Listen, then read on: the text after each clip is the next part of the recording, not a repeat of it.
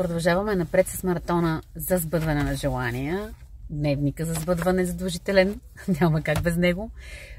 Манифестирай с мен. Ден 6 е много интересен, защото имаме една много хубава практика и си говорим за вълшебната кутия. Тази практика първо може да се прави виртуално. Може да си правите и като си написвате желанията на листчета и да се сложите 11 желания. Тези прословути 11 желания, които в крайна сметка трябва да ни носят, да имаме визия кои са тези 11 желания.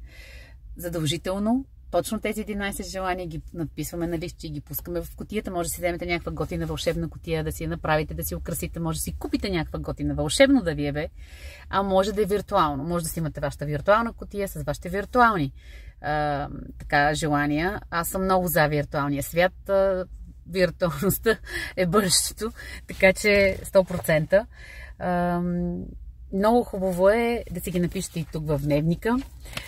Много ми харесва това, с което започваме днес деня. Благополучието ми е естественото ми състояние. Първо потърси усещането за благополучие и всичко останало отива по местата. Ами, всички го знаем, но колко го спазваме. Оставаме обстоятелствата да ни завъртат в една центрофуга и след това се чудиме какво се случва.